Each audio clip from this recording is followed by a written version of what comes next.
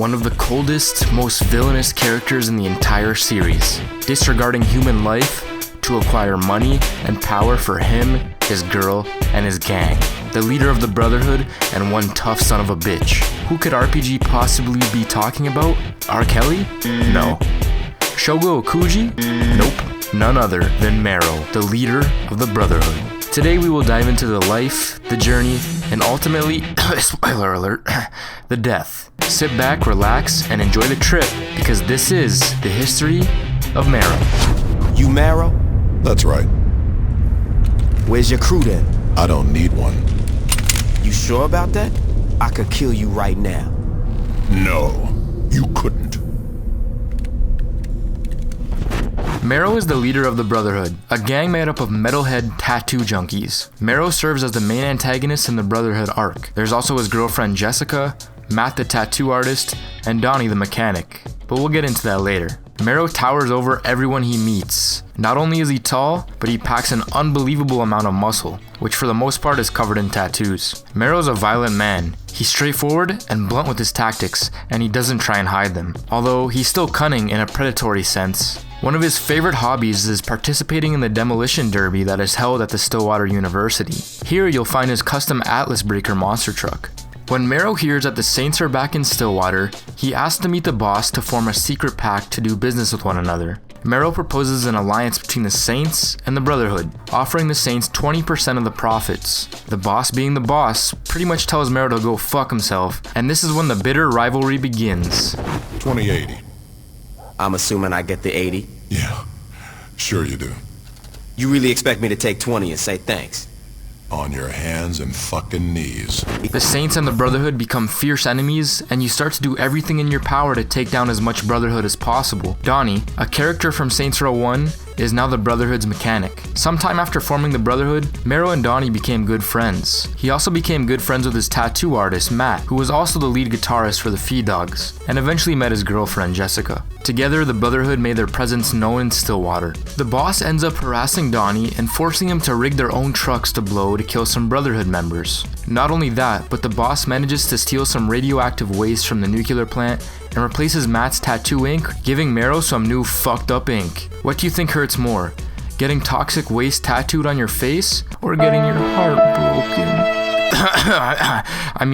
Yeah, so Maero's face got pretty fucked up. Well, things didn't go so well for the Saints after this, because Maero orders his girlfriend to not only kidnap Carlos, but drag his body alive around the city, ripping all his flesh off. The boss ends this brutal torture, but it's too late, and he must end his friend's suffering. Well, you know how the saying goes, what goes around comes around, and boy did Maero ever fuck up with this move. His girlfriend Jessica gets kidnapped by the boss and put inside the trunk of a car. He parks the car in the monster truck show car line, and when Maero finds out that he just killed his own girlfriend, the boss makes sure he knows he done fucked up. What's this? Do me a favor. When you check the trunk, just remember you should have offered me something better than 20%.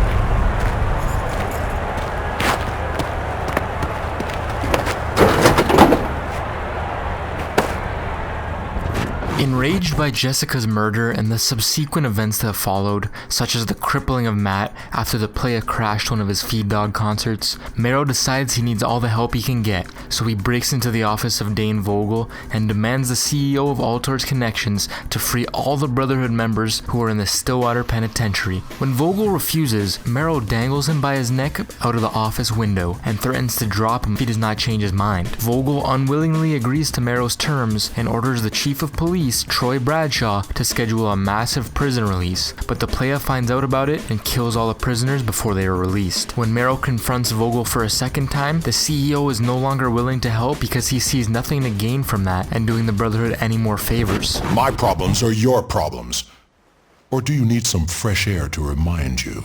No. See, my problem is that a sideshow freak is messing up my paperwork. Your problem is that there's a group of security guards with assault rifles pointed at your back.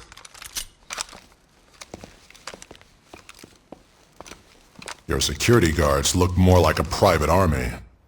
Call them whatever you want. The point is, they have big guns. I'm sorry you couldn't protect your friends. I really am, but Old Tor's done doing you favors. Come back here again, and I'll have you shot on sight.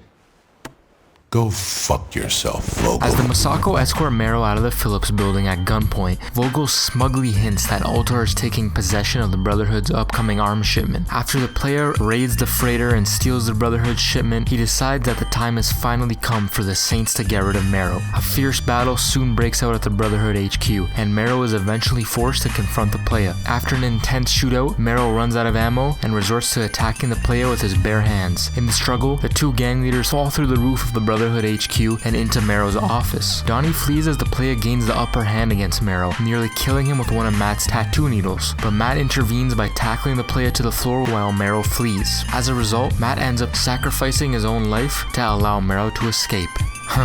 You always were a buster, Donnie. Maero later calls the player and challenges him to a one-on-one face-off in the Ultor Dome. The player decides to come alone, unlike Maero, who has planned an ambush with his Atlas Breaker and the remnants of the Brotherhood. The player manages to successfully kill all of the Brotherhood before destroying Maero's monster truck. Maero survives the explosion, but is badly injured and is unable to continue fighting. His last words are "go to hell" before the player shoots him in the head. And that concludes our Maero story. Well, no, it doesn't actually, because he does appear in Saints Row 4. In Saints Row 4, Maero is featured in Pierce's loyalty mission. The mission replicates the things the Saints did while taking out the Brotherhood. This includes destroying trucks and collecting nuclear waste. The player and Pierce then travel to the Wesley Cutter International Airport and fight Maero in his Atlas Breaker. He is unlocked as a homie after the mission is completed. Maero is also a security deletion target in the Grove. Oh my god, can you smell that?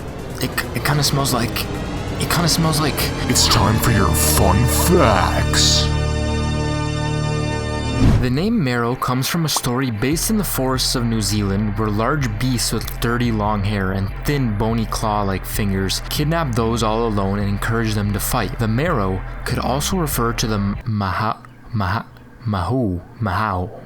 man of New Zealand, and it is similar to a Bigfoot or a Sasquatch. Maero is among the Stillwater Police Department's most wanted fugitives. Despite being one of the most violent and angry of the gang leaders in Saints Row 2, he is the only one who isn't immediately hostile towards the Saints, offering them an alliance at first. During the showdown between Maero and the boss, if you take a look at Maero's face, you can see the radioactive scars on his face are completely missing. In Saints Row 4, Maero and Ben King are the only leaders of a rival gang that are recruited as a homie at some point in the game. As a homie in SR4, Maero is shorter than he is in SR2. This is because the developers did not implement different character heights in Saints Row the 3rd onwards. So yeah, there you have it, the history of Maero. Thank you so much for watching, and leave a comment on who you'd like to see next. I know Kinsey is definitely one of the more hot choices as of right now, but I'm open to anyone in the entire series no matter the depth of the character. Stay safe in this troubling time, and always remember, Papa RPG loves you. Peace out, bitch.